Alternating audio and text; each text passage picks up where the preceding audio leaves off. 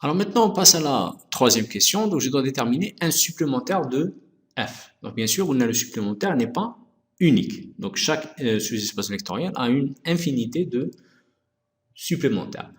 Donc, je vais faire exactement la même méthode les R3. Donc, on va utiliser la deuxième définition.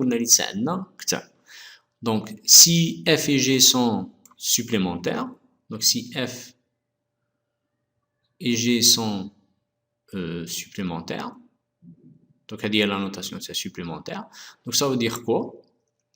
Donc ça veut dire que l'intersection fait le vecteur nul de E et que la dimension de E est égale à la dimension de F plus la dimension de G. Alors, l'espace linéaire R de X, c'est quoi sa dimension? Donc, on a dit dans le cours, R de X, c'est la base canonique, il y a 1 X, XO, carré. Parce que n'importe quel polynôme de R de X, puisqu'il ne peut pas dépasser le degré 2, il existe عدد fois 1 زائد عدد fois X زائد عدد fois XO carré. Donc la base, شحال فيها 3 تاع les vecteurs. Donc je sais que la dimension de R2 X, c'est 3. Alors F, je viens de déterminer une base de F la question précédente. Donc je fais F, la base تاعها فيها deux vecteurs V1 et V2. Donc je sais que la dimension de F, c'est 2. Et donc automatiquement la dimension du supplémentaire G, la dimension de ça, c'est 1. Et donc G, comment il va s'écrire? Donc puisque la base ça fait un vecteur 1, donc G il s'écrit vecteur de, on va appeler ça par exemple vecteur de Q. D'accord? Alors maintenant il faut trouver Hada Q.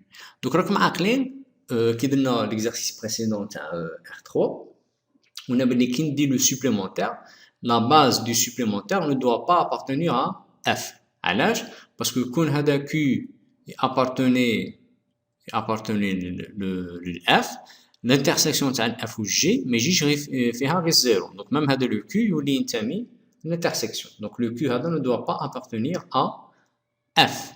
D'accord?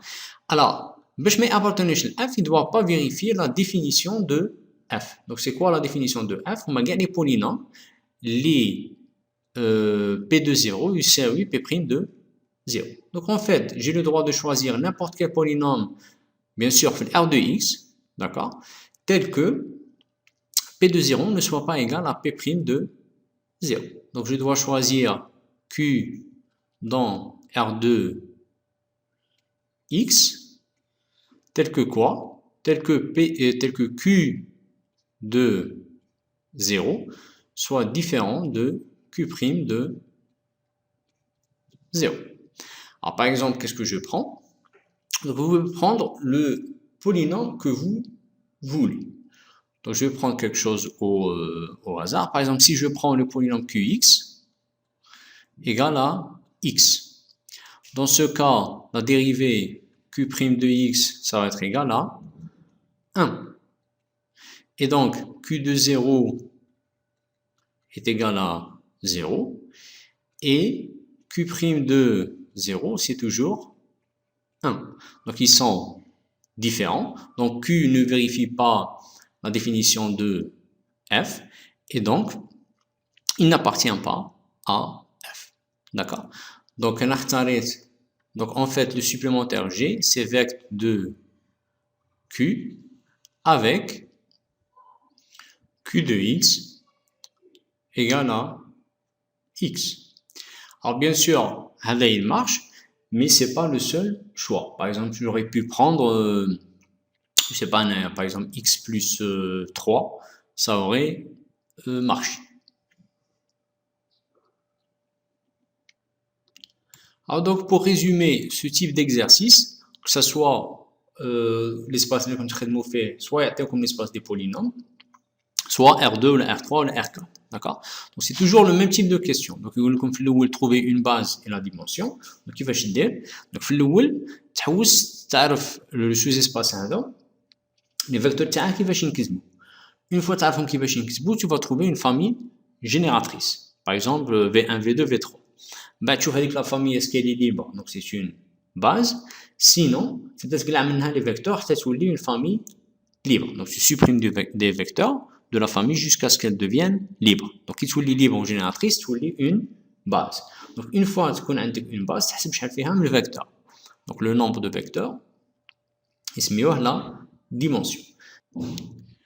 Alors après, pour déterminer un supplémentaire de f, nous avons la définition. Donc, à la base, l'intersection, c'est le vecteur nul. La dimension de l'espace c'est la dimension de f plus la dimension du supplémentaire g.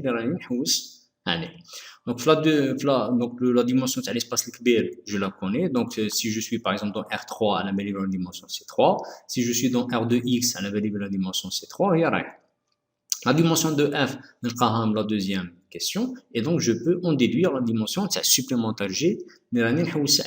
Donc, puisque par exemple, g est la dimension de 1, g est vecteur de quelque chose, vecteur d'un vecteur que je dois chercher. Parce que la seule condition sur le vecteur, c'est qu'il l'espace f.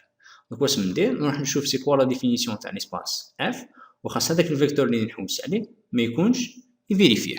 D'accord?